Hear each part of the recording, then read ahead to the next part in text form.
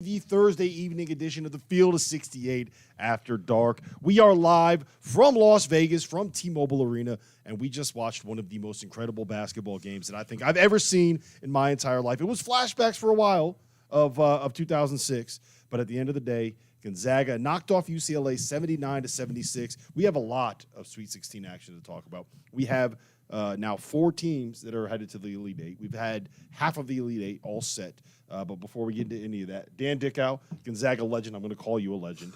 Terrence Oglesby. I'm calling him a legend, too. Terrence Oglesby, a guy that used to play at Clemson. Rob Dauster. We're going to be joined by Jeff Goodman at some point. We're going to be joined by John Fanta at some point. But before we get into all that, Gonzaga, UCLA, that ending. Here's where I want to start, Dan.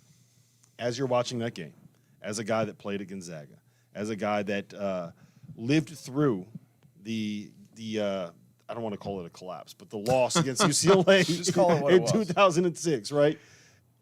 You're up by 8, 52 seconds left in that game. Missed free throws, more missed free throws. Jaime Hawkins is getting buckets. What are you thinking down the stretch of that game? Well, first off, you go back to that game you mentioned with Adam Morrison. So that was a year when I was playing in the NBA, but I was hurt. So my season was over. And I traveled down with my wife and our daughter at the time.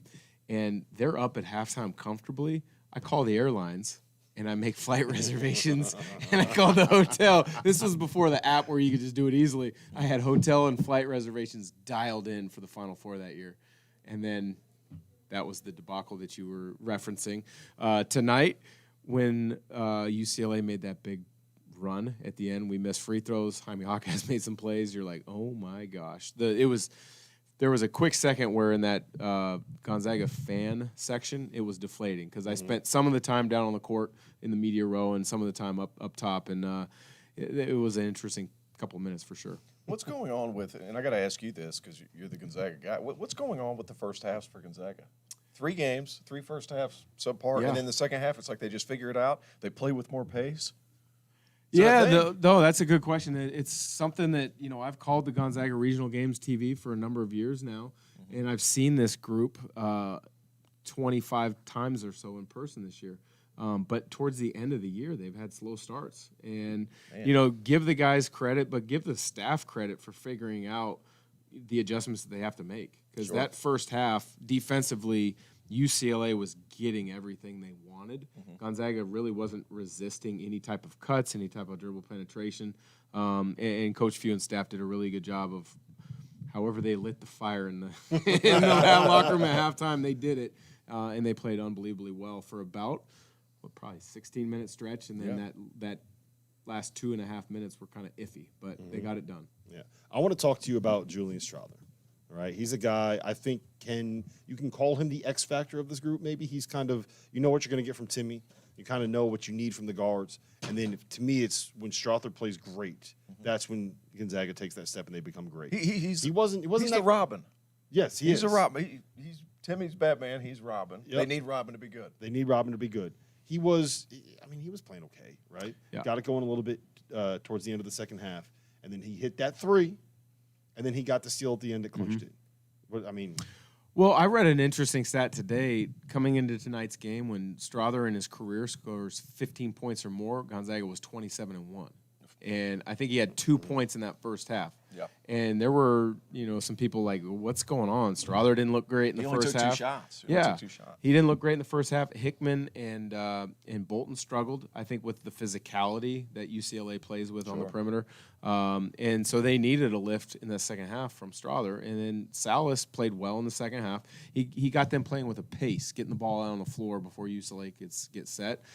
And then Smith was tremendous, I thought, down the stretch. He was great. I mean, he's had an up-and-down season from watching him up close, but you knew he was a big-time player because he was a player of the year in his conference, and he's had tremendous games, and they needed it tonight, and he played well. He's much better when he can pound the air out of it a little bit, it seems I like. think so. He's a guy who plays, and this is getting nitpicky, coach speak. He plays straight up and down a little bit, but the thing you love about him is he is not afraid of taking big shots or having a big assignment defensively down the stretch. Yeah. There's been so many great Drew Timme games. In my opinion, this was one of those all-time games because he held them up in the first half. He was the only guy in the first half that was doing anything. Had to get something going. he wore them down, and he held them up just enough.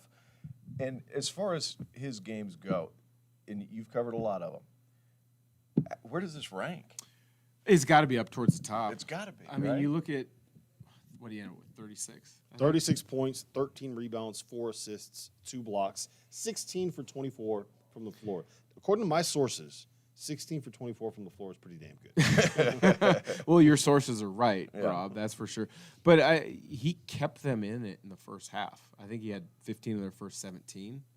He hit a trail three that at least that's not what you want to see on a consistent basis. But what it does is it puts a little bit more doubt in UCLA's big's mind. Like, hey, Mick Cronin's probably been telling me not to close out past the free throw line all week. Now he hits one. Kind of puts you in the gray area a little bit as a defender. But he's had so many good games throughout his career that it's hard to pinpoint and pick just one. But tonight was unbelievable because of the setting, because of the fact that they needed it. Not just the early start from him, but they needed the plays down the stretch to come back, get the lead, and then hold UCLA off. Field of 68 after dark. We are on Sirius XM. We are streaming over on the YouTube channel. Jump in the chat, ask us some questions. We're going to be answering them during our breaks in the after. It's presented by our partners over at Bet Rivers, our partners at Underdog Fantasy. If you use the code FIELD, you get a 100% deposit match up to $100, Dan, at Underdog Fantasy. How about that? What happened?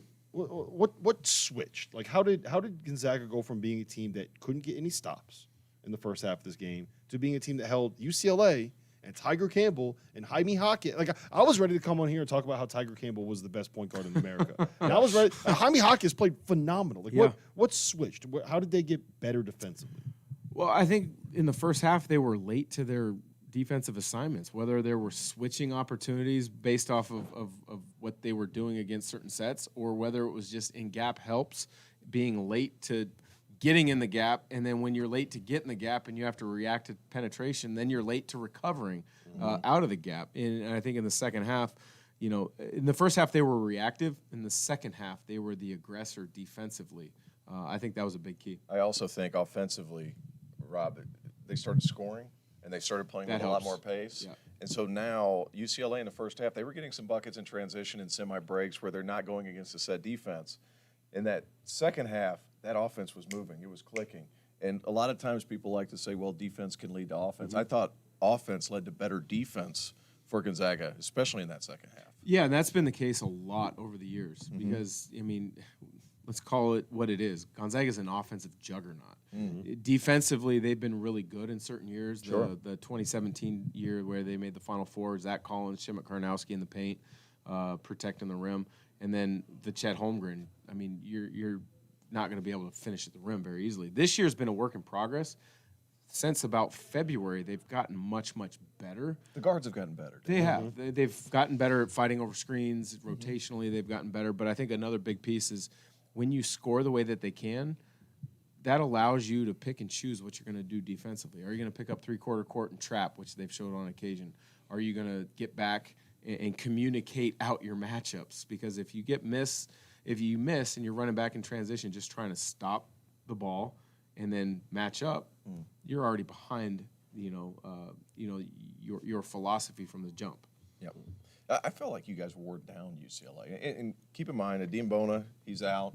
Jalen Clark is out. I felt like UCLA's depth played a role today. Absolutely. Played an absolute role. And even so, more so with Bona today, because rebounding differential, you guys dominated the boards. 50-26 in favor of Gonzaga. I didn't realize it was that much. 50-26. That's been an emphasis for as long as I can remember. I mean, this goes back a long time to when I played, but we got absolutely obliterated from Michigan State on the glass years ago, and ever since then, that has been a focal point of Coach Few's philosophy: is we have to be great on the glass, and I think it speaks to it. You're talking about a Pac-12 team that's about to move to the Big Ten, and everybody talks about the bruisers in that league. Well, Gonzaga went up against some bruisers, minus Bona, obviously, and handled the glass. So when it's needed, they can do it. But, I didn't realize it was a plus 24 advantage. That's large. The fact that UCLA could keep it to a three-point game and being beat that badly on the glass shows a lot for UCLA. Yeah. I still just can't get over that performance from Drew Timme. Yeah. I mean, we were talking about it earlier out there. Marquise Noel had 20 points, 19 assists, and 5 steals in the Garden at 5'6", and they beat Michigan State and they got to the Elite Eight. And I'm sitting here like, I don't know if he was better than what Timme was. That's crazy. But there was a stretch in that first half where I think he had 21 of Gonzaga's first 33 points. Yeah. Right in the first half. He had 19 in the first half. 19 in the first, yeah, 19 of their 33 in the first half. Crazy good. And if he's not doing that, then you have no chance. Like, you were able to make a run in the second half. Gonzaga was able to make a run, but if Timme doesn't keep it close, we're not even having this conversation. They're not by 25. I also have to point out we talked about the rebounding discrepancy, and I just found this here. That's the only reason I'm doing it now. In the first half, they were even. So in the second half, Gonzaga out-rebounded them 34-11. That's got to be something. It goes back to getting stops on the defensive end and not giving second chance points, but then finishing possessions. Finishing possessions. Right? Fouls. I think UCLA had 2 in the first half. So Timme was scoring. No, it was 1 in the first half. It was 1? It was 1. Yeah. I mean, he was scoring, but they weren't putting foul pressure on. In the second half, they were putting foul pressure on. Granted, I do think the officials called it much tighter in the second half. Yeah, I agree with that. I thought they let some things go both ways in the first, where sometimes in a game like this, you're feeling the officials out in the flow of the game and trying to figure out what's a foul and what's not. I still don't know, Dan. I still don't know. This is what, game 3? Yeah. It's game to game. Yes, so I 100% agree with that. You know what I find fascinating? We talked about this on our pregame show today, is that the last, 3 or 4 years, Gonzaga's kind of had this air about them. People have been talking about the chance to go undefeated. Last year, they were the favorite everybody had. I think they were the number 1 team in the country in Ken Palm heading into the NCAA tournament. I believe they were the number 1 overall seed last year, correct? I think so. This year, they're kind of I don't want to say flying under the radar, but they didn't have a great non-conference schedule. They didn't have a great non-conference schedule, and then they came out in WCC play and they lost to St. Mary's. I don't even think they were the number 1 seed. They weren't in the number 1 seed in the tournament because St. Mary's won the tiebreaker to be the 1 seed in the tournament. But when you look at those games against St. Mary's, Gonzaga, if you count the 2 regular season and the tournament title game, they led for, out of the 125 minutes, they probably led for 118 of those minutes. So St. Mary's only outplayed them for a couple minutes stretch to get that win in Moraga. But I think it was good for Gonzaga to be under the radar because there's been so much pressure and, unfortunately, so much scrutiny because they've been so good without winning the entire thing. Where if you look at everybody nationally, national program-wise, if you haven't won a national title, you would trade your resume for Gonzaga. No question. I don't understand the scrutiny. The other thing I don't get is how everyone's like, Mark Few can't win the big one, and then he gets to the Final Four, and then he gets to the national title game. It's like, Mark Few still can't win the big one. Like, come on, you're changing the goalposts on this here. 100%. Yeah. I just feel like it's almost like Gonzaga's become a team of destiny this year. It sounds really weird to say that, right? Gonzaga, how many programs have been more successful than them in the last decade? But I also think you can't. It's going to be on one hand you can count on. This Gonzaga team's different because it's been a process to where in the last few you have Jalen Suggs, you have Nembhard, your guard play and a lot of your production was ready made from the beginning of the season. 100%. This year it hasn't been the case. Yeah, and you're right. I mean, the thing I don't think a lot of people nationally understand and realize, as good as Jalen Suggs was, Andrew Nembhard made that team. Oh yeah, because he allowed Suggs to do the things that Suggs could do instinctually and just go out and play. Where every big possession that year, the ball was in Nembhard's hands 100%. In a pick and roll, and he was the decision maker. And Nolan Hickman had the ability to grow a little bit last year, 12, 14 minutes a game or whatever under Nembhard, but the game was dictated by Nembhard. So you had to understand and realize that there was going to be a learning curve with Hickman, and he didn't play great tonight, and I'm sure he'd be the first to admit it.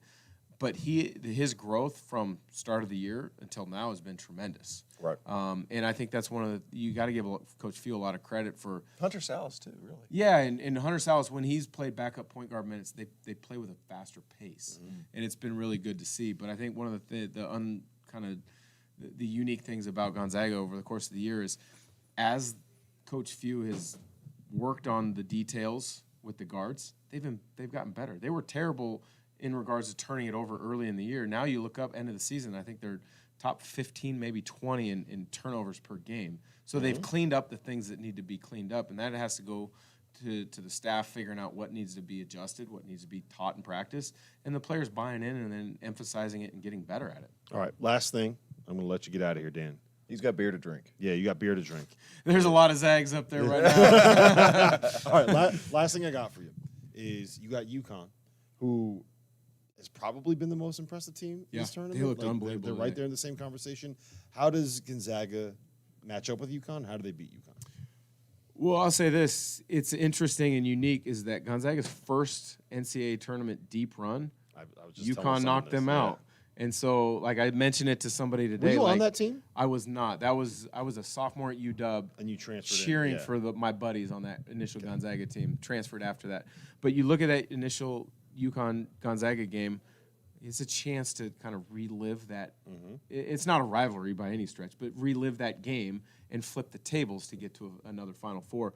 But when I watched UConn play today, and I saw them at different points throughout the season on TV, and I liked what I saw, but it's hard to grasp how physical and how strong they are, how great spacing and pace they play with. What they did to Arkansas today was awesome. Like, they looked like, okay, national title, I can absolutely see that out of UConn. I was impressed with Sanogo in person. I was impressed with Hawkins. And then I'm drawing a blank on the bigger point guard. Tristan Newton. Yeah, no. Andre Jackson. Yes. Yeah. I was absolutely impressed with him. I saw him on TV this year, and I was like, good player. See him in person. It's different. Like, it's he different. controls the game. Like, he's entering it as a big guard with left hand, one hand passes on target, on the money to enter offense. Like Josh Childress. Ooh. I think he enters offense better. I think so too. I think Childress might have been a better defender, but that's my West Coast bias, having seen Childress in person a lot and not having seen him Neither in person one of them much. could shoot it coming out of college. Yep. All right, listen. Let him go. Dan, appreciate you being here. Go get. What are you? Are you a Miller Lite man? Coors Light? What do you drink? I like Miller Lite, but where are you at? Cold. If it's cold. If it's cold. Oh, for sure. Yeah, if it's cold. All right. For sure. We're gonna let Dan get out of here. On the other side of this break, we are going to discuss Mr. New York City, Marquise Noel, Kansas State, heading to the Elite Eight.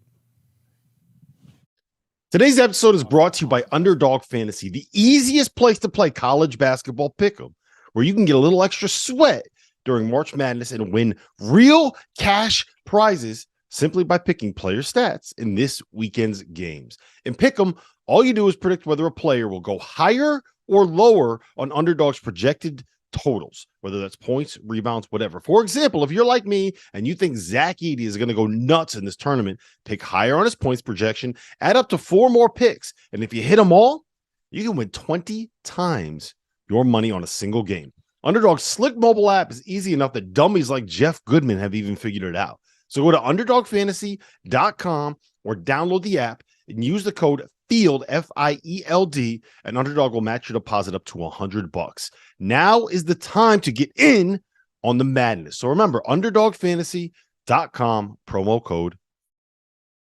Welcome back. Field of 68 After Dark, Sirius XM. We are streaming on our YouTube channel. Jump in the chat. Ask us questions. We're going to be hanging out there for a while in the afters. We are live here in T-Mobile Arena in Las Vegas. Jeff Goodman, Terrence Oglesby, Rob Dauster. We are hopefully going to see John Fanta at some point tonight. He's getting his Pulitzer on, trying to write some stories for FoxSports.com. He does it all. Yeah. All I got to say is my right ear, he was sitting to my right. This ear, can't hear anything out of it. He gets after it. It is hilarious. He just goes. It's the announcer fan, and when things happen, I finally told him. Yeah, and he goes. I swear, like all he does is just sit there. He goes, wow. Oh, look at that post entry. Wow. Oh, it's a jump ball. Wow. That's a great move. Wow. That's a great move. That's a big. And then at the end of a game like that, you hear more than wow. Oh, from yeah. Fanta. The guys in the upper deck. Like it's like the guys up in the third level. Oh, my God. What a shot. Julius Schroeder. Sitting and watching that was a game a with game Fanta is like that doing deserved The it. end of it Deserved deserved every the- second of it. the Listen, on-camera Fanta. We just did 15 minutes on Can Gonzaga I just and tell you UCLA. one thing on that? Yeah. If I say Strother. if I say It no, doesn't matter. Yeah, whatever you say is irrelevant. Talking to Strother after the game, I asked him. I said, the play. Like, Yeah. like, tell I me gotta about say the something, play. too. So he said in the huddle, it was designed for him, probably because Timmy missed 2 free throws before. That too, yeah. And it was designed for him to try to get downhill as much as he could. And then he asked Few, he said, can I shoot it? And Few said, hell yeah. Yeah. Yeah. And I he could said just he see shoots that all the time in practice. Mm-hmm. So I also asked Timmy, I said, all right, what do you owe him? You got to owe him something because he saved your ass. Right. You missed 2 free throws. He's like, whatever he wants. Dos Equis. Yes, lots of it. Hey, Lots of it. here's another cool thing too. It slipped my mind that Strother's from Vegas. Yeah. Oh yeah. So how cool Crazy. is that he hits a game-winning shot to get them to the Elite Eight at home? Gosh, really, really cool. And he had really slept walked through the first 30. He only took 2 shots in the first half. Yeah, he Get was. this. I don't know if you saw this stat. In the second half, they out rebounded them. What was it? 34-11 in the second half. Wow. Yeah. You think a Dean Bona didn't matter? That's what I said. You knew they'd wear. There's no way wear that him number is down. correct. I'm sitting here. I'm looking at it. He's Rebounding looking at it. 34-11. Second half. That's got to be a typo. But again, you don't have. It's You don't not have a typo. Bona. Yeah. Tiger was gassed. They were tired. They were tired. Jaime looked okay. Like you looked at him, and he has the same expression anyway all the time. But Tiger was tired. I thought Jaime was tired. Really? He looked tired. I mean, All right. Can we talk? Yeah. Can we talk Yeah. Kansas State, Yeah, Michigan sure. State? I'm just Can we trying talk to. Marquise Noel? I'm just trying to avoid UConn as long as we can. It's the last segment. Don't worry. 20 points, 19 assists, an NCAA tournament record 19 assists, Amazing. 5 steals, first player in 14 years to have 20 points, 19 assists, 5 steals in any game, not just the tournament, in any game in college basketball, period. Marquise Noel. And he did it on a sprained ankle. Yeah, not all of it, but a good amount. At the end, he was still really effective. You said you thought the pressure was going to get to him. I said it As might get Mr. to him. You, I didn't say it Mr. would. I said you it might. said I said it's it might. definitely going to get to him. Dagan's going to clip that. Mr. New York City comes home to the Garden Was and it puts might together either? that kind of performance. Like It's just incredible. unbelievable. Incredible. I mean, and again, we've talked about it. This dude is like maybe 5'7", and he's just Special. got the toughness, the heart. You know, when you talk about like New York City point guards, like let's talk about this dude. Yeah. I mean, started his career at Little Rock, Arkansas, Can Little you Rock. tell that story? Yeah, I mean, I have a picture here. He was suspended for a game, and there's a picture of him sitting in the stands, the front row when he's at Little Rock, sitting in the stands. I'm going to look it up who it was against. Texas State. It was Texas State. Yeah. Texas State. But I mean, think about how, like Little Rock. Think about like how many people passed on him because of his size. Obviously, Yeah. nothing else. How many people are regretting it right now? Yeah, Everybody. I mean, that was one of the best. I mean, again, we witnessed 2 of the best performances in NCAA tournament history tonight between Drew Timme and Marquise Noel. Yep. So this Kansas State team, they make it past Michigan State. They make it past them in overtime. Where do you stand on what their ceiling can be, on how well that they can grow? Like, where do you see them go? I mean, look, we're going to talk about it a little bit. You get FAU. That's no easy task. I know, but It's no like, easy task. But if you want to sign up for something, you want to sign up with what's FAU standing between to go to Jerome the Final Four. Tang in his first year and the Final Four? And is the Florida And Atlantic. this is not a fluke to where they just got hot at the right time. No. This is not a fluke. This is consistent. What they've done all season long at Kansas State. This is not, we're going to just drum our way through January, drum our way through half of February, and then we'd start playing. No, they've been good all season long, and they have a legitimate shot to make a Final Four. The craziest thing of all this is that they were able to take Keontae Johnson when Right. most schools were not. If they could not have taken Keontae Johnson, they would have been an NIT, maybe a fringe NCAA tournament team. Because they got 2 dudes. Let's be honest. Yeah, dudes. They got 2 dudes here, and then some good complementary pieces. I don't know if I would go that far. I mean, like Desi Sills is good, Tomlin's good. Yeah, and they got some good, nice players. what what Chico Carter's a good player. Yeah, like, I'm not. but they but all they're complementary pieces. Yeah. That's That's what they are. yes. I would make the argument that Keontae's a complimentary piece. as well. No, come on, you're out of your great. mind. This He's is great. that's a wild take. That's a bad take. That's a wild take. Get vaulted out. Yeah, get vaulted out. Yeah, that's a wild take. All right, my bad. I take it back. I take it back. Hey, Forgive but me. here's- Forgive here's me. a crazy- Forgive me. Forgive Here's a, me. here's a I'm crazier sorry. thing. Here's a crazier thing. The fact that Kansas State was able to beat a Michigan State team that shot 52% from three. I know. 13 I of know. 25, and they still But won. Michigan State didn't guard. Well, no. That's the No, problem. nobody guarded. It was Nobody 98, guards 93. Kansas. That's They the put problem. 116 points on Texas in Texas. Well, Like, that was a one-off. I know, but mean, here's that was- here's the thing. My thing about Kansas State is that, and we were talking about this with Dan a little bit before. Like, it feels like Tang is one of these guys where he just kind of dang, he just that's kind of asking. lets his dudes play. Like, just lets them rock and kind of says, "All right, go out there." The perfect example is that play at the end. I know what they said that it wasn't drawn up. I will never, ever buy. No, that I got a alley-oop. text. Yeah, I got text from multiple coaches from that Scott Drew coaching tree, and that's what they said. They said like this has been used by other coaches in that tree of acting like you're. So you're all right, so arguing. real quick for the people that are listening, what happened was on that alley oop that that Noel backwards dunk, threw yeah. to Keontae Johnson, the backwards dunk. If you watch it from one of the back angles, you can see Noel pretending to have an argument with Tang and takes it and they're yelling at him and then give a hand signal like this. And when he gives his hand signal, Keontae Johnson goes back door and Noel throws it up to him, a 40-foot alley-oop dunk, which, like, by the way, It's the not set easy. of the nuts that Right. you got to have, the stones you got to have to one, call that play and two execute it. Amazing. Could have That's been the in a better second spot. time that we've seen them run a game-winning alley-oop. Yep. You remember the first? Yeah. That we was were when there. they spun off the backside. Who were they playing? They were playing Kansas. We were there. That's right. At home. We were there. You guys were there. Yes. You weren't there. Must have been nice. It was, It was it nice. was it the Octagon of Doom? phenomenal. It The was awesome. Octagon of Doom. And I Dauster gotta had get a there. tang after the game. He had to drink Yeah, a thing. they have a beer there called the Tang Party. That sounds dirty. It does, but it's delicious. It's delicious. It's very good. I'm kind of picky. I asked Dauster with Yeah, my you beer. are. And I like it. All right, so where does that Marquise Noel performance like rank for you guys? As far as individual performances are concerned, it's It got has to to be up there, right? Sure. I mean, considering the circumstances, considering he's back home, and getting hurt. top 3, top 4 NCAA tournament performances of all time. And oh, by the way, against Tom Izzo, right? I mean, Top like, 3 or there's 4 a of lot. all time. Think Top 21. 10. and I would go 19. top 10. I go top 10. I don't know. I mean, it's hard to say. You know, 21 again, and 19. but there may be 20 and 19. Excuse me. 20 and 19 no. It's 19 ridiculous. assists. Again, ridiculous against Izzo. Yeah, it might be top 5. Ha! Might be top 5. Yeah, I'll take it. Might be top 5. I That's the first told argument.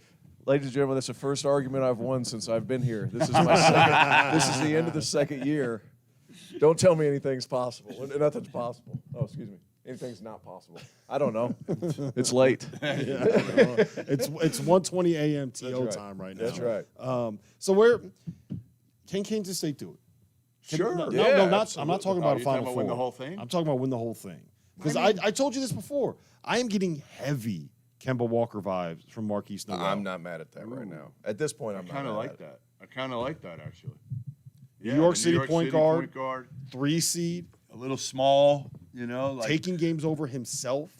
yeah. I mean, there's something to be said for that. He will never have to pay for a meal in Manhattan. No. And he Forever. shouldn't. It's not, especially if they win this next. All Can- 3 so restaurants. can they win it all? All Can they 3 win it all? restaurants in Manhattan. Like when it comes out, here's what I'll say about I it. just want to see like Alabama, Houston. If those teams advance, I think it'll be tough for them. UConn looks really good. Man, do they? Yeah, I mean, I don't know. Let's see tomorrow kind of what happens before I'm ready to say if they can win this whole thing. All right, can we do a quick post-mortem on the Big Ten? Yeah, Big Ten, you are mediocre. The mid-10. The mid-10, as Tio called them. I mean, I thought Michigan State would get them. Then you talk about Michigan State, I could have looked correct in my prediction. They get FAU next. Yeah, But- you were but that instead, close. You were that close. or that far away. No, I- but it's- they it's were one amazing. basket away. Yeah, I mean, right. they legitimately were one Tyson Walker shot away from getting FAU. So I think Michigan State was still the best team in the Big Ten for the tournament.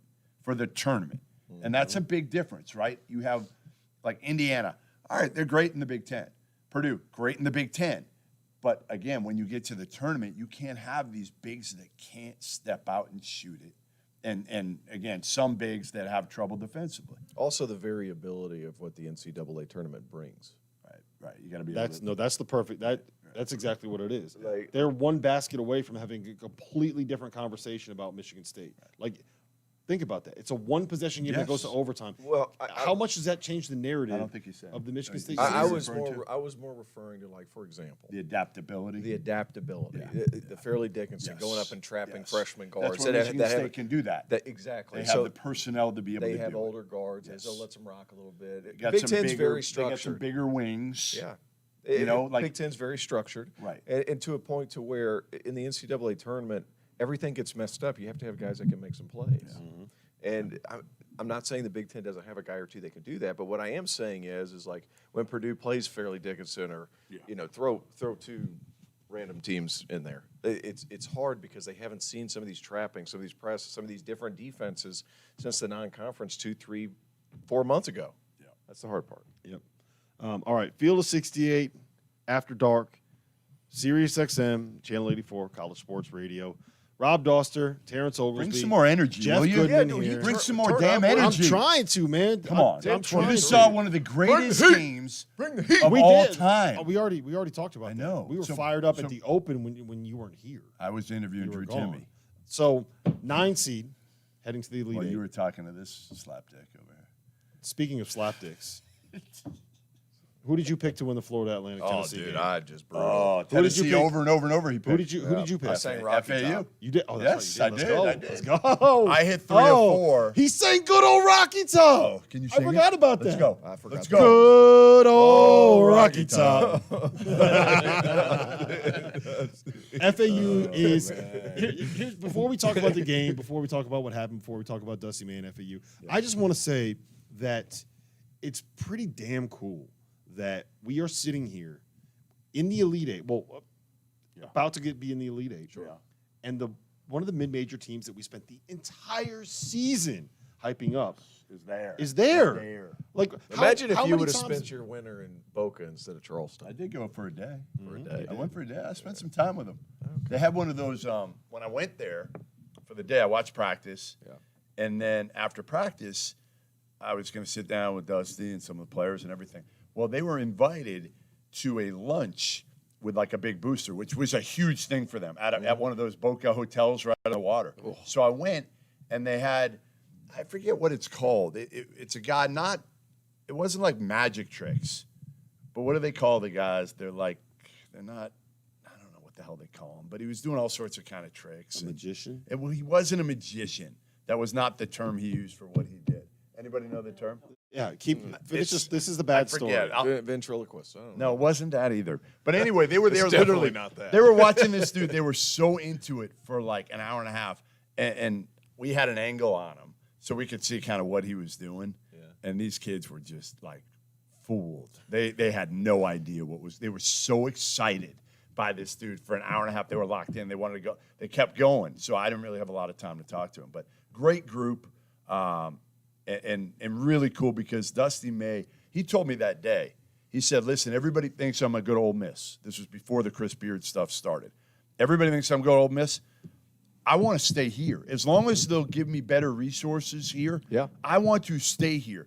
But as I tweeted out, it was ranked as the 13th. I was going to ask you that, yeah. Yeah, it was the 13th of 14 jobs in Conference USA when I did that thing. Explain why. Tell them why. Because they have no resources. Like, it's great. It's on the beach. That's a great thing. But I did a game there a couple years ago, and their facilities suck. They suck. Matt McCall was an assistant there 15 years ago. You know what he said? When I walked back in this year, it was like going back in time. Nothing had changed. So, Dusty May, get paid, man. Get paid at FAU. Hopefully, they'll step up and give you $1 million+ a year for 6 years. I know you love it there. I know your family loves it there. And hopefully in a year or so, a big boy will come call. They will come calling. There's just nothing out there. Everybody asks me, they're like, what's Dusty May taking now? There's nothing there right now. That's the weird thing about this Penn coaching State? cycle. He's not going to Penn State. No, but here's the thing, too. Like, I think there were a lot of administrations, and I know we got to talk about other games, so I'll make this quick. There's a lot of administrations, like if we don't hire somebody really, really quick, like we're going to lose a bunch of kids to the portal. Right. So like that's how a lot of people are. They're in a Yes. rush. I think Yes. Georgia Tech was like that. Yeah, like got Damon they right had away. they got Damon right away. And what happens is it doesn't allow for some of these Cinderella teams, these coaches, to get these opportunities 'Cause they except kill 'em for- right away. Except for Tobin, for example. Right. But I feel like, people were in such a rush to hire new people quickly, as opposed to, hey, let's take our time. They can't afford to do that necessarily anymore. And I think, Dusty was a manager at Indiana. I've known him forever. Like, I've known him since he was basically a manager at Indiana. Yeah. And he's got more shit to him than you think. Like, you look at him and you're like, yeah, good old boy. Like, and obviously he's done a great job there. And the other thing is they should return almost all their team next year. So he could do this again if he keeps this group out of the portal. Yes, and that's you would the hope big he thing. will. That's the big thing. With their success, but you just never know these days.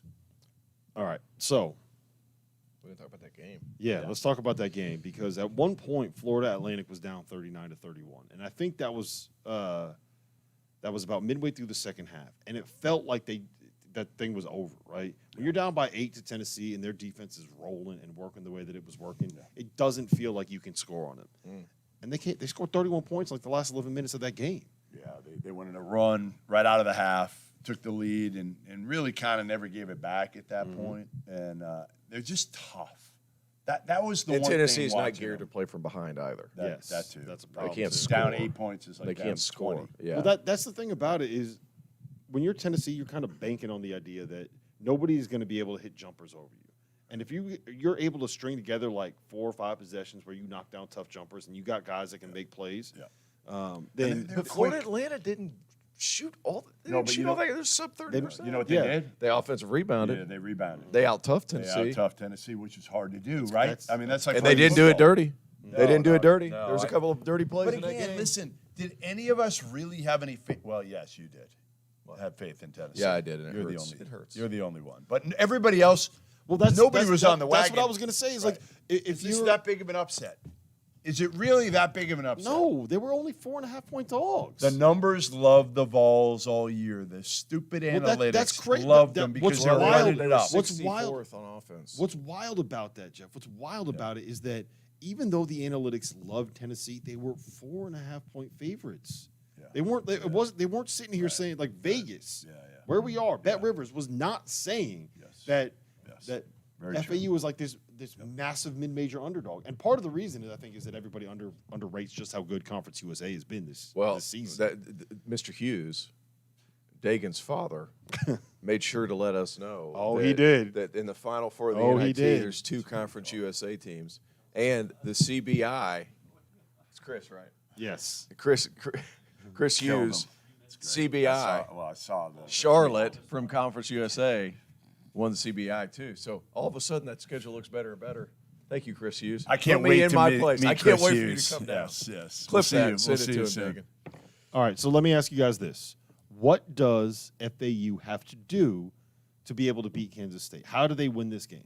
I mean, your guard's got to control Noel somewhat, right? I mean, Somewhat. we've seen that. Good We've- luck. I know, but I mean, he did have some bad games during the season. He did. He went through a stretch. He was also one of 3 players to ever have 65 points and 20 assists in a 2-game stretch. Do you know who the other 2 were? probably pros. John Morant and Trae Young. Yeah, I figured. Yeah, no. Draft that man at 5'6". Just didn't do it. It's either that or he's going to be Terrell McIntyre 2.0 in Europe. He's unbelievable. I don't know if you can control him, but you hope you as I contain said, him. what did I say? The bottom line is you can't let Noel and Keontae Johnson go off. They both One of went the two off. has to be They shut both down. went off Yep, today. yep. So somehow you've got, and they're going to have a harder time, I think, on Keontae in a way because I don't think they have a good matchup for him. They don't have a big, strong wing. Right. They got a lot of like smaller type guards that I just don't know if they can control Keontae. I think they have a better chance, honestly, of rotating a couple guys on. Yeah, I was about to say that too. Maybe because they are a little bit smaller over the course of the roster. They played 9 guys over 13 Well, minutes today. so here's what I would say is I think that you have to stop Noel because Noel is the reason everybody else is good on that team. Right. Keontae Johnson can go get you Problem a is, bucket, what are you and going to do? need What are that. you going to do, Rob? What are you going to do? I don't know. That's the thing. There's Like, nothing here's you the can thing. do because he Think shoots. about this. Like, You try to double him, he goes around the slower defender. You try to trap the ball screens, he can split. He's too fast. You try to hard hedge, he's gone. There's nothing you can do. You show low, he's knocking down shots. He's playing so well. I know, right but that's now. what you got to get him to do. You got to get him to shoot the three. That's right. And you know what? 100%. Hope he's missing. Yeah. Period. They don't have He was 2 of 6 today, and he doesn't settle. He got 18 rocks up today. I know. No, he's terrific. Again, he's a hard guy to try to slow down, but I think in order to beat Kansas State, you have to be able to slow him down and hold him to 15 and 6. Do you know what he's averaging in the tournament right now? Through 3 games? 22 and 15. 22 and 14. Yeah, it's close. It's close. Well done. And 3.5 steals per game. It's insane. Insane. Those are video game numbers. People don't put up those numbers. Those are video game numbers. How about this? If you cut down live ball turnovers on Kansas State too, it helps. Even if you can't. They had 10 steals today. That's not turnovers committed. That's 10 live ball steals to where they're off and running, and then Noel's out here just playing. Picking teams. He's just playing. It's like a playground ball. Playing with children. Yeah, and here's the other thing that you have to be able to do is you have to be able to get to the offensive glass on them because they are not a good defensive rebounding team. No. There are times where they throw Naquan Tomlin at the 5, and Naquan Tomlin is 6'11", but he's a twig. Yeah. He's a twig. So you got to be able to get to the offensive glass and be able to work them there. Didn't work for Kentucky. I mean, you can't have your best shooter miss his first 14 shots of the game. Also what are you going to do? But I'm saying, like you said, offensive glass, they were on the offensive glass. If Antonio Reeves, they had a lot of opportunities when he missed his first 14 shots too. If Antonio Reeves shoots 28% from the floor, then Kentucky wins that game. Yeah, that's right. All he had to do was shoot 28%. And they win the game by more than. Yes. Yeah, that's true. Yes. All right. So we're gonna head to a quick break here, but on the other side, I get to talk about UConn, and I get to talk about how good the Huskies have looked. And these guys have to sit here. It. They have to sit here and they have to take it. On the other side of the break, we'll be right back. Hey, do you guys ever get tired of having to prove that you were right? Of trying to say that you've won an argument, of sitting here. T.O., I won one earlier. Today, you lamented the fact that all. Today was a tough day. Earlier today on our pregame show, you lamented the fact that all of the great takes that you have get forgotten about. But we remember yours with or without the app. But so if you want to make sure that doesn't happen, if you're like T.O. and you want to make sure that doesn't happen, I got an answer to your problems. Vaulted is a new sports prediction app that turns your opinions into facts. You can store all of your predictions and hot takes in your own vaults now and forever. You can challenge your friends, you can keep track of the results, and you can prove that you were, in fact, correct and that you are, in fact, the smartest one in the room. Vaulted will also be releasing more than 50 pools over the course of the next 2 to 3 months for the NBA playoffs. So download the app. It's at the link in the description. Sign up for your 3-month trial and store your predictions now and forever. Forever. All right. Forever. Welcome back. Field of 68 After Dark, Sirius XM, Channel 84. We are streaming live over on our YouTube channel. Jump in the chat. Ask us questions. We'll be hanging out for about 15 minutes after the afters. I hope we can make it that long. We are in Vegas right now. Spoiler alert. We are in Vegas right now. Rob Dauster, Jeff Goodman, Terrence Oglesby. We are in Vegas right now. The blackjack tables are calling our name. I need an ice-cold beverage worse than Dan Dickow does. So bad. Can we have somebody deliver one? Yeah. Why don't you go find another fridge to break one out of? Listen, we got to talk about UConn here. Yeah. We got to break this down. Before we do, I want to talk about Underdog Fantasy real quick. T.O., you told me today that you think that Javon Quinterly is going to go nuts tomorrow. I think he has a chance to go nuts. Why do you think he's going to go nuts tomorrow? You know what? Because of San Diego State, they're so big and strong. Like, you have to go fast, and he's a guy who can push the pace and score a little bit, and then he can also find guys on the perimeter. I think he could be a guy. Yeah, Goodman. Right now, the higher or lower numbers on Underdog Fantasy, 13 points for Quinterly. I'm going to go under. Lower. I'm going lower. I'm going lower. T.O.'s going higher. Higher. I'm going lower. What about assists? Quinterly 3.5 assists. I would take higher on that one. Yeah, I would take higher on that one as well. Yeah, I think He's going to have to create some when San Diego State tries to slow it to a crawl. Yes, and they're going to have to rely on him. The one that I love, Goodman, tell me what you think about this. So Tosin Awoma is going to be going up against Ryan Kalkbrenner at the 5. The numbers for him, higher or lower, 16 points, higher or lower, 6.5 boards, and higher or lower, 27 points plus rebounds plus assists. Jesus I Christ, will what take is the this, lower. arithmetic? I will take the lower on all of those. I will take the higher on rebounds. On rebounds. Lower everything else. I agree Lower with everything that. else? Yes. Yeah. Okay. Tosin only had, and by the way, he only had 9 points in their last game. And he was still the best player on the floor for them. Yeah, he was. He's going to open everything up. He's the reason why there might be an upset. We'll see if his numbers are better or worse than what we project him to be. But if you go download the Underdog app, use the code FIELD, 100% deposit match, up to $100. All right, guys. UConn, 88.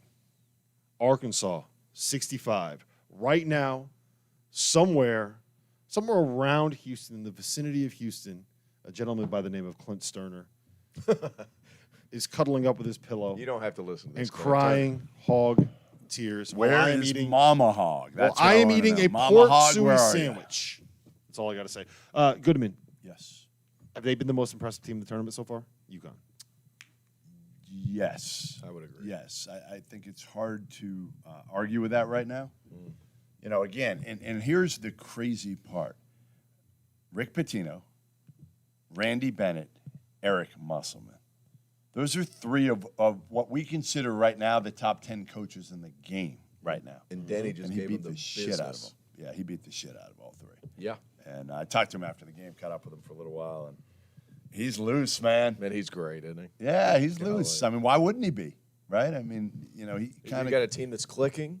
They went through their dip at the end of Yes, January, which is yes. the perfect time to do that because then you start playing your way better towards tournament time. And gosh, there's nobody playing better. I talked to Caravan about that in their locker room after the game, and I said, I'm like, what was it like during that stretch? He said, well, the thing was, we knew how good we could be because we had just done it.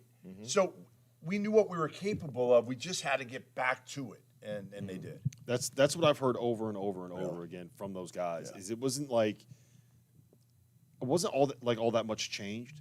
It was a confidence level, and it was part of playing on the road for 3 out of 4 games against the opponents that you were playing against, and for the first time dealing with that kind of adversity, right? Sure, yeah. And you lose those games in a row. Nobody is guarding Andre Jackson, and it got in their heads a little bit, especially Andre. It got in his head a little bit, and then once they kind of got out of it, then you saw Jordan Hawkins take off, and now you're seeing them kind of figure out, hey, you know what? When people are climbing all over us, we have that outlet. We have that release valve in Adama Sanogo, who, by the way, that dude is immovable.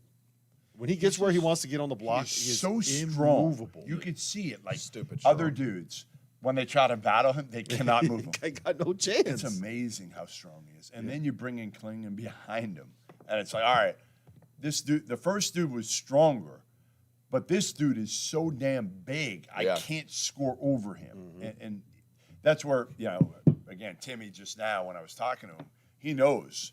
Like, he's like, oh my, like these UConn guys are going to be, they're going to be really tough for him. And he's going to have to get him in foul trouble. Here's a big thing, too. As you go down and you look at the stats and you see the confidence that these guys are playing with. Yeah. I mean, UConn had 17 turnovers. Arkansas only had 10. right. But they're moving the basketball, 22 assists today. And they're playing with The so game much was over pace. after 10 minutes. No, that's true. It But was it was because of them. Yeah. Like UConn's pace of play on offense was so damn good. And the thing is whenever you're chasing and chasing and chasing and you rely on one-on-one defense like Arkansas does, they're not a crazy help team. They're not out in the gaps. You're guarding your yard. You're guarding the man in front of you.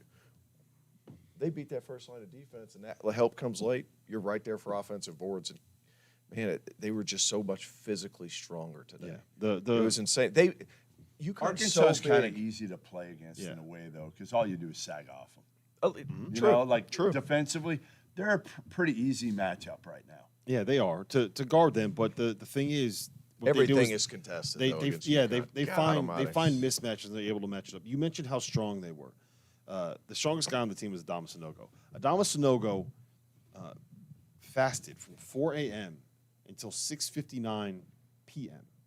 for nearly 15 hours because it's the first day of Ramadan. He's Muslim. And we were able to catch up with him in the locker room after the game, talking about this game and talking about like not eating or drinking water for 15 hours and going and playing a Sweet 16 game. I didn't Let's eat roll for that about interview an hour. Now let me welcome onto the field of 68 after dark, UConn center Adama Sanogo, fresh off of an 88-65 win over Arkansas today. Adama, you guys jumped all over him from the tip. Right. What happened at the start of the game? Coming to this game, like for us to win this game, we need to jump them because we know they play hard. They wanted to like punch us first, so we didn't let them do that. So we were like, we can't let these guys like work us out. We can't let them punch us first. We gotta punch them first, we gotta work them out first. So that was our mindset coming to this game. So since the beginning of the game, we were trying to make them tired, make them feel like, you guys not going to tough us out. So that was our mindset coming to the game. Yeah. Speaking of feeling tired, we just watched you break your fast right here. How are you feeling, man? How do you play like that? I'm pretty good, I do this for a long time, so I'm used to it now. Yeah, I'm used to it now. This is something that I've been doing for a long time now, so I'm used to it. I'm used to it now. Yeah. You've really gotten it going in this tournament. You've been one of the best players in this tournament. What's changed for you over the course of the last couple games? Like you said, I don't know. I think because I care so much about winning, and I care so I care so much about UConn, the place I'm playing for. I don't want to let them down. So that's why every time I have a chance to make them happy, make UConn fan happy. I try to do my best to make them happy. If it's just winning, if it's just doing that's what I'm that's my mind. That's what I always give 100%. So I can make some UConn fan happy and make my teammates happy, and especially make coach happy. But if that's by playing great and win, yeah. If I would have told you at the end of that when you lost 6 out of 8 games, right, that you guys would be right here, one win away from would you have believed me? Would you have bought that? I would not. I would not believe it. I would be like, because shit was going bad. But we had to find a way to figure. We had to find a way to figure it out. We have to find a way. We're not playing the way we were playing before. We gotta find a way to play the same way we were doing in the beginning of the season. After that, everybody understand it. People start coming, go back to the gym, work on the game, work on the game, and do individual stuff.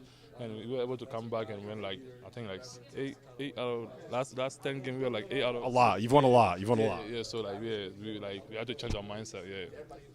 So how did it? Is it just more confidence? You playing harder? Is it just you finally started winning some games and you realize, hey, you know what? We're still UConn. We still UConn. We just lose sometimes in the season every team do they lose that they track it a little bit. That happened to us, but we lose our track a little bit. We do it happened. We just gotta do something about it. Which was go back to the gym. Taking coaching more serious.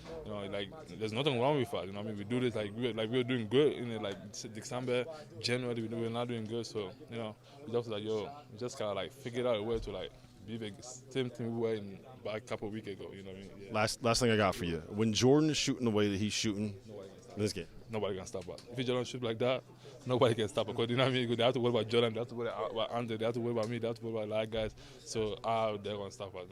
No way. Well, listen, UConn is one win away from the Final Four. Adama Sanogo, appreciate your time, man. No problem. Is the best. I love his energy. Hard dude to understand when he gets rolling. Hard dude to understand when he gets rolling. My man talks fast, but he's the best. Great kid. Kid. Speaking of Adama, speaking of the big guys, you mentioned going from Klingon from Sanogo to Klingon. The thing that makes it so difficult in my mind is that when Sanogo's out there, you play one way defensively and offensively, right? You're throwing the ball to him on the post. You got that pivot down there. Yeah. He's hedging hard on all ball screens. He's blowing stuff up. You have the taggers just standing in the middle right under the basket. Yeah. They play one way when Adama Sanogo's on the floor. When Klingon's on the floor, they're setting ball screens and trying to get him rolling to the lane, throwing lobs. Mm-hmm. Defensively, he's playing everything drop, and all of a sudden you have this massive rim protector around the basket. Makes it hard for other teams, basically and it's have still a hard shot over 7-2. Yeah, you have to prepare for basically 2 different teams every time you play them and 2 different styles of play, which is that's not a normal thing, right? No, and not only that, their wings too. Hassan Diarra is not the same kind of guy that Tristan Newton is. Mm-hmm. Joey Calcaterra is not the same as Andre Jackson is. And I asked Muss after the game, I was like, the thing that impresses me so much about this UConn team, and I'm bouncing around here and I'm sorry, but their physicality. And I asked Muss, I was like, how do they compare to some other SEC teams? You play Kentucky with Sheeb, you play Tennessee, how physical they are. How do they compare? He said, well, they're not as they're not as physical, quite as physical as Tennessee. He said, but their pieces fit together so much better. And Tristan Newton today, they try to get up there and pressure him. They send Jordan Walsh all the way full court to pressure him. And he calmly gets rid of the ball, goes back and gets it, knocks down a three. They try it one more possession, does the same thing. Comes to knock down a three from the top of the key, knocks that down. They have to back off because you can't just continue to let that happen, especially when he's hitting shots. I mean, they're good. They're not reliant. Like, again, we go back to some of the Big Ten teams, and they're reliant on their bigs defensively. Good point. Yeah. UConn isn't a reliant. Like, they don't have to play Klingon. They don't have to. They could play Sanogo 30 minutes if they like the matchup. Right. They could play Klingon 22 minutes, 25 minutes if they like that matchup. There is so much versatility with this team, and it starts obviously with their bigs because Sanogo opens things up for everybody else, right? And I talked to, when you talk about different types of offenses and what they do, I talked to Tom Moore, assistant coach Tom Moore, after the game, and you were there, but UConn makes the next right play. Like, it sounds like an easy thing, but a lot of people or a lot of teams, if they don't get the ball when they cut out and people are denied, they still try to battle it. No, not with UConn. Move the ball. They move the ball, and if the guy's not open, they get out quick. Right. So the next right play is something they do as good as or better than anybody in college basketball, especially among the teams helps less. them because they don't have a true point guard. Exactly right. Everybody else makes up for that, Yep. right? Yeah, That's a absolutely. I mean, that's a huge thing for them. And they're also just brutal to have to defend for 30 seconds because they will run their offense for 30 seconds if they need to. Their pace away from the basketball is Jordan Hall, mind-blowing. he doesn't get tired. No. I remember hearing a stat about Rip Hamilton that he used to sit the treadmill on like 12 and put the incline up, and he would run 5-minute miles on like a 3% incline. Was he at, like, 6'7", 12. 160 pounds? And Jordan Hawkins trains with him and works out with him, right? He looks the same. And He walked into a couple today. He had some wide open ones. Yes. He did. So they're not taking away But from I mean, it. that's but like, that's honestly, look, that But is the beauty with him is you've got a guy who I know everybody's saying this early in the year, and I don't believe it. I still think he's pretty good off the bounce.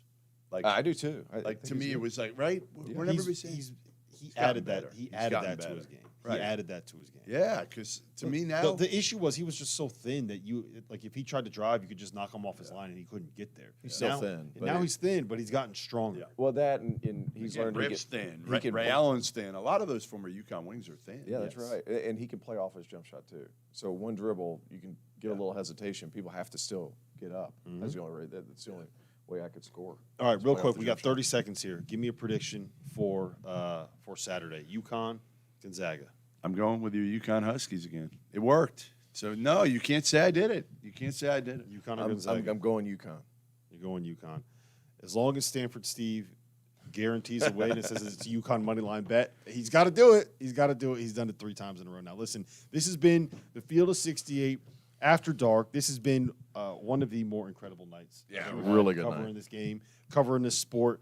This is why we do this. Nights like this are why we do this. So good. I'm glad that you guys were able to come and join it with us. It was there's nothing I look forward to more than having these games and these moments and then these shows. And The being only with Goodman. And what the great part, we started with Dick out. We didn't have to deal with Goodman for most of it. So Brought in listen, a real player. for Jeff Goodman, for Terrence Oglesby, for our favorite Dan Dickow, shout out to producer Megan Hughes. This has been the Field of 68 After Dark. We'll see you guys again tomorrow night at 11 p.m. Question? Yeah. Okay, that was a guess. Tomorrow is going to be 5:30 to 6:30 Eastern I was about to time say, you just- as the you missed pregame it. show, It's hard with the time change. yeah, it's Yeah, hard. the time change And throws then you like that's where I got stuck. 5:30 to 6:30 p.m. Eastern time for a pregame show from Stadium Swim. Then we're going to be live as soon as the last game ends. I don't know which game is the last game, but as soon as the last game ends, as soon as that buzzer sounds, I would we're assume going it's this live. Stadium Swim. We're going to be hanging out the entire time at Stadium Swim. They have a 143-foot by 40-foot television That place is awesome. that can play 10 different things at the same time. It has 14 million pixels. It's nicer than the one they have at the Cowboy Stadium. You got to come check it out. You got to come hang out with us. All right, guys, let's go real quick. Let's just talk about You know what? Let's just answer questions from the chat, and then we can get out of Yeah, here. let's go. We We've got got about 10 minutes before we want to get out of here. So I'm going to be honest. I don't know if we have any. We don't have any questions. Hit from us the with chat? questions. Come on, baby. Is everybody asleep? Better not be Probably. asleep. Probably asleep. yeah, there's How many people? Let me in the scroll chat? through here, make sure I didn't miss There's some anything. people. We got 505 people here, baby. Yeah, also, hold on. Let's start there. 505 people, 67 likes. That's 67 some likes. Wild. I'm just going to say situation. that's some weak shit. And we're in Vegas. Oh, dang it. Your It's, dad's it's not late. It's strong late. here. Hey, Hanging Reginald. day. You already gave I a need score prediction. 77-68, I think it was. Oh, okay, Reginald. I'm with you, man. I'm with you. What do we got? Here, Nick I Nick, got a Nick just says question. Texas Xavier preview. We'll do a full preview tomorrow. but Yeah, this just is So a We're- great give me Guards game. the Spark Notes version. right Yeah, now. I mean, great guards game here. Two of the better backcourts, perimeter, in the country. I would say the biggest difference for me now has been the emergence of Dylan Disu. He's been awesome for Texas. How He's been much really have we good. heard like the hype about him? Well, he came in. Remember, he was great at Vandy. Transfers in, gets hurt right away, and wasn't Oh my gosh! the same. Here he is, Chat, the master of Chat. the After Dark. scoot over this way. Okay. Scoot over this way. Goodman, He's move here. over one seat. You really want him to move over one seat? Chat, guess who has just walked into the building? Get him here. Oh. Lisa just wrote a masterpiece, Yes. right? Give Yes. that man the Pulitzer. Yes. What'd you write about? Wasn't that? I mean, the story You wrote didn't write itself. about UConn? No. Well, I did before I came back out, and T.O. was in my seat because he wasn't in the other seat because the guy next to him had horrible breath. No, What? I didn't say that. John Fanta. Wait, said I that. don't even remember who it was. No, it was a lady. It was Linda. Linda. So I did just write a masterpiece. That was an amazing. It was unbelievable. I've renamed the shot What's the shot? the Strother Special. I like that. Not mad at that. He was actually watching it in the locker room afterwards. I'll give it a There's 5.5 there's out of picture. 10. There's a picture, and he was like, "I'm blowing this up." Yeah, he needs to. It was awesome. The photo he saw, somebody must have sent it to The- him. It was really cool. The balls that it takes to shoot that shot in that moment. But he's done it before. I know he Yes. has, but still, like, tell him. I don't think Fanta. Did you hear what he said after the game? So basically, he went in the huddle, and Few drew it up for him to get downhill, and he looked at Few, and he was like, "Can I shoot it? You know, Wow. can I shoot it? If I can't get downhill, can I shoot it from deep?" And Few was like, "Hell yeah!" Yeah. That's such a funny question. Yeah. Like, do you mind if I shoot it? Right. But that's strong. That was the Villanova He's play. just not. He's Yes. not a killer, right? He's not a killer. Timmy said he got into him a little bit tonight because again, he just hadn't done a whole lot. Was that the Villanova? Play? Oh, it's totally the Villanova Yeah. play. If you played both videos, and Mark Few said in his post game press conference, he literally calls that the Jay Wright play in practice. It's amazing. He said Jay that. Wright's gonna play after Yeah. him. That's cool. It's yes, he does. And Jay Wright would tell you, He stole it probably. he Right. stole it, and he would immediately say, no, call it the Chris Jenkins play. That's what Jay would do. But now it's the Julian Strother play, and how about the fact that it comes in his hometown? Yeah, we That brought it comes up. in Las Vegas. I mean, I just think, and Drew Timme said it in the post-game press conference, and it's not necessarily true. I mean, the four of us don't talk about them like this, but as opposed to the past couple of Gonzaga teams, this team can play the card and lean into it of, Timme said post-game, he goes, look, we're some SOBs. Tough He said- SOBs. Yeah. Tough SOBs, and everybody likes to kick us down, which honestly, folks, is true. People love kicking Gonzaga down. They love kicking Gonzaga down. And this team, by virtue of maybe not being the 1 or the 2 seed, could play that card. And I thought when they went down by 13, that second half was the resilience factor. And Few said this after the game. I thought was interesting. He goes, this has been a weird season. He's like, this team doesn't aesthetically please everybody the way that the past couple teams have done, but they've got some balls. They do. We had Dan Dickow in here earlier, and he was like, this isn't a team where over about the midpoint of February, they've started getting a lot better. That's the young guards that are starting to figure it out a little bit more. That at least can hold them up. No, Salas was pretty good tonight. He was. Malachi Smith is the guy that makes all the difference for him. Yeah, absolutely. Malachi Smith is the guy. let me ask you this question here. In your opinion, does Mark Few have to win a title to be regarded as An all-time great. He's a Hall of Famer now. Yeah, he's a Hall of obviously. Famer now. So I think For us, no. For the general public, the anti-Gonzaga crowd, the crowd that's going to say how about they this? can't win the big one. The post Super Bowl watchers. Right. The people For that them- only watch after the For Super them, Bowl. the only thing that's going to quiet them Idiots. isn't just going to a national title game, but it's cutting down the nets at the end, which sucks. Because again, have any of you guys been to Spokane or no? no? I've never been. I mean, it's I've heard about that amazing. metropolis. It is amazing to go there and see Really? it and see what's Why? built. Just because, again, it's like it's tucked in a corner of the country. It's just like this little area, and I've been to Mark Few's house even, and it's like this wooded. Were you invited back? I know all the coaches. Yeah. What'd you, And like, what'd you it's- say? It's overlooking. Would you say that you know so many coaches? I do know a few coaches, but yeah, like it's just where they are and that kind of small town feel to it, and obviously the league that they're in and what they've built there over the course of 20 years. To me, it's amazing. It is. It's amazing. is. It They're is. not in a big boy league. They're not. They're in a mid-major league, and I would love to now see them in a established- big boy league. Well, you may. Yeah, you never know. We'll No, see. I think Mark Few would take Vanna, the East. I Do you think he goes Gonzaga? East. Do you think Gonzaga might end up changing leagues at any point? I mean, I still would say that if they end up in a different league, it's Brett Yormark in the Big 12. I just Probably think just he'll. 'cause of proximity. Yeah. Sure. But there were rumors today about Villanova and UConn getting, that the Big 12 is talking about potentially adding some of those schools. I did talk with somebody in the hallway like an hour ago that's in the know on this, and they said, Yormark's a marketer. Of course he's going to put it out there. He's going to put it out there to see their interest. The fact is, like, one thing that people don't understand with league changing, which we all don't like, and rightly so, is that if a school changes its league, like if Gonzaga goes to a different league, let's say they went to the Big East, they're probably only coming in basketball because their soccer team's not traveling across the country every single week for games. And So how the- many so- trips are they making? They're not Right. making that. They're making one or two of the Midwest. Yep. And then they're going to make 3, and they take a private plane. It's Right. Like the Villanova women's soccer team is not traveling to Oklahoma State and Kansas. That makes no sense when you could just take a bus ride up and down. These schools don't have that type of budget, too. Like, so it's conference reconfiguration is I mean, it's why we hate talking about it. It's it makes very as real. much sense as UCLA going to play Rutgers. Yeah. And can you already hear Big Ten coaches? I mean, I can hear Willard on the red eye back. Willard's going to be.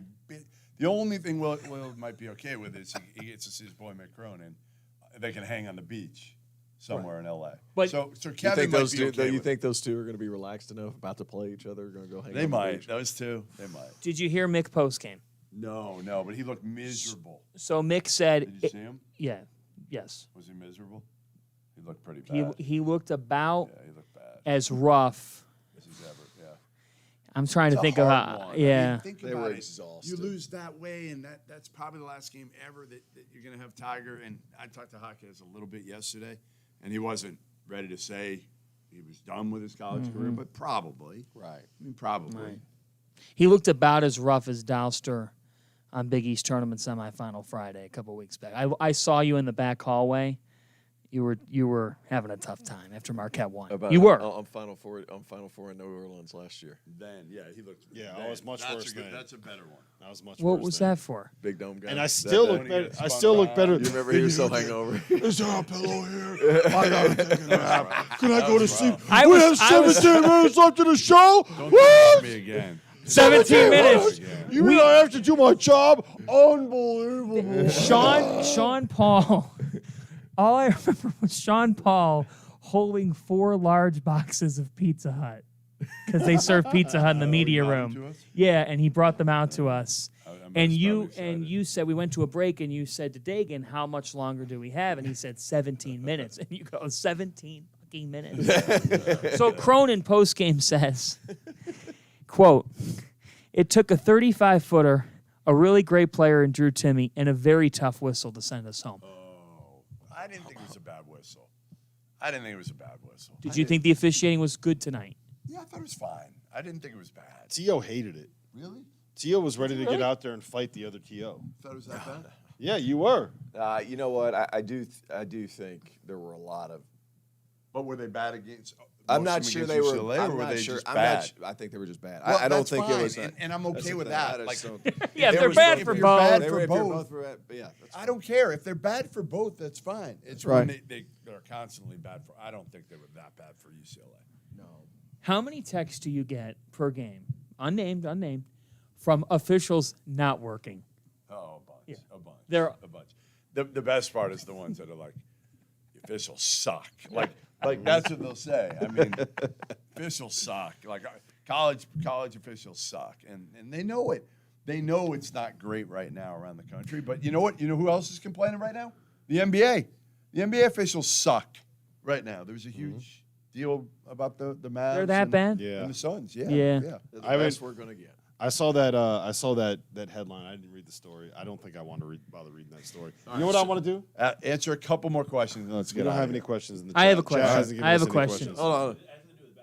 Oh, I had a yeah, question. answer questions. What do we I got do have a there? question. What is Fanta it? has Why a you question. want to know? Go ahead. What is it? It's not that crazy. Our buddy, I can't really say his name. Wait, we can't. He wants to know, do you guys all have your own rooms? And if so, how many keys per room does everybody get? I actually have 4 keys. What? I have 4 keys. I have my Goodman. own room and I got Goodman my own has stuff. 2 rooms. Hold on a minute. Goodman has 2 rooms. How do you have 4 keys? Do you have 2 rooms? They're my keys. I have 2 rooms in my 1 room. I have 4 keys. Do you have 2 rooms? Yeah. I have 2 rooms. Wait a minute. Well, what's the other room being used for? I don't know, Fanta. John Fanta. Never know. What's the other room being used? Now, wait a minute. Now hold on. I'm at New York, and I'm in a deep corner of Times Square in that hotel. I mean, they got me pinned in the corner. You're over with the And- Ninja Turtles. Yeah, and let's just say some Fanta. interesting folks at the New York. Fanta, all my About as- room. about as bad as my Circus room. Circus. This is At, my room disappointing at for me. Circa. My room at Circa is a 2-room suite. Yeah, it's nice. I have a bar in my room. I have I a do full too. kitchen They in my have room. $12 I bottles have of an wine. unbelievable The view. Circa rooms, I will say this. The Circa rooms, They're elite. Dagan got a little. They're elite. What are you in, like a studio? down He's here. got a, he's Like got a the double like bed. the bowling hall dorm room at South Orange? But I'm telling you, our rooms at Circa are awesome. They're incredible. ridiculous. The only room I've ever had better, I had a full, I don't know what it's called. You I had had a pool table. in one, didn't Well, you? that was in Chicago, but in Vegas, the year LeBron made his decision, I was here, and I had a full floor, not a floor, but You had a like whole floor? What do they call it? It's I don't know, but it was long and like 2 bedrooms. Be careful. So you do have 2 rooms. I do. You just saw I have 2 rooms. I wonder who's staying in the other room. You will never find out. He's one in the room. By the way, I did get a direct message here in the last hour. I did not realize that Tony Patelis is in Vegas and wanted to do a meetup. that true? And wanted to do a meetup with us tomorrow. Patelis is here? Yeah. Oh, we're bringing him on the show. Patelis is coming on the show Are we- tomorrow. Are we bringing him? There's a Look at him already. there's a $10 cover to get into Stadium Swim if you're not part of Radio Row. So like I don't think you can. You don't think you can do it? I don't think you can swing. I might just give him comp him. You might comp him. Yeah, I might Yeah. comp him. Bring him on. Bring him I on. think he's got the Bring him $10. on. What do you think? He's coming on at 3. And then Corner's going on Yeah, we got Portnoy coming on after that. Bring him on, listen, baby. listen. Bring him. Wait. I have a question. Take I all I this think one. I have a Hey, question. Fanta I had a question. I think Fanta I had a question. question. I'm trying to think. Oh, I know what my question was. Is the sun supposed to be out tomorrow? Is it supposed to? Is the sun? It is. No, I'm worried about the towel. Oh, the towel. So we were courtside today. So folks, if you weren't with us at our daytime show, the sun was beaming down on us. I mean, he's That's red. why I So- have this luscious tan right now. So our camera equipment, our technical producer that we hire on the side, he he wasn't proactive and failed to put the towel on the camera before the show. What's up for No. But tonight, I said to him, I said, yeah, I'm like, we're talking about tomorrow. And he goes, well, you know, he should have had the towel on the camera before we even got started. He should have. You should have been prepared for that. You should have been prepared. The best part is that Dagan can sit there and yell. No one can hear anything that Dagan is saying. At least I didn't do one of these. Well, no, it's not next week yet. That is coming next week. All right, is Gottlieb with us next week at all? He'll come by. I'm Yes. sorry. He'll definitely come by. Are you trying to wrap it up, Dagan? let's They wrap. don't listen. Hey, listen, Dagan. No one can hear you talk, Dagan. No one can hear you talk. You're just sitting there yelling into the void. All right, listen. Toast of the night before we get out of here. Toast of the night, Fanta. Go ahead. Easy. Yeah, it's beyond easy. But I'll be different because I know what I'm going to open it up. I'm being unselfish. My toast of the night is actually going to be to Jordan Hawkins. Because a year ago, Connecticut loses to New Mexico State. Hawkins was watching the game from the sidelines because he had the concussion issues and whatnot. And, I got to tell you guys, like, I thought that coming into this season, I did their season opener against Stonehill. And 5 minutes into the game, he goes out with an injury. Remember that? Mm-hmm. Kid is crying on the bench. And you're sitting there and you're like, man, this is the kid. He's like he's like that great prospect who's like talked about as mythically, almost like talked about as this mythical star. He's going to be the next Ray Allen. And it was like when he got hurt against Stonehill, he's on the bench. In the back of my head, I'm saying, are we ever going to see what everyone's talking about with this kid? I think that he is playing. Tonight was the first time I saw him turn all the great play. What is going on? What do you guys do? Nothing. Are you planning out like if you should get another hotel room Can key you hurry tonight? up and finish so we can go? Goodman needs 3 hotel rooms. We go a long. Yeah. So I'm we need to toasting- toast- Oh, you're I'm cut off. toasting- You're cut off. You're cut off. Hawkins hit Hawkins hit a Brad, three. Brad. Hawkins hit a three, and he looked at the Arkansas fans, and he went like this. And for a guy that previously has been like this, he never shows emotion. I was like, yeah, he's playing with swagger. UConn's playing with swagger. Yep. All Drop right, the I'll mic. go next. I won't steal one of the easy ones either. I'm going with Dusty May in FAU. Good call. He's in the Elite Eight. Dusty May, Elite Eight, 13th FAU. job. Unbelievable. Yep. Marquise Noel, the easiest one of the day in my mind. 20 and 19. You Easy better call. finish it. You 5 better steals. finish it the Go right with way. it. Drew, There you go. Timmy, Good job. but not just Drew Timmy. Julian Strother as well. Yeah. Because Boom. Drew Yeah. Timmy carried Gonzaga tonight. It was an all-time Strother performance saved his ass. for an all-time college basketball player. Missed 2 free throws at the end, allowed UCLA to take the lead, and Julian Strother came in. And what did he do, Goodman? He saved his ass.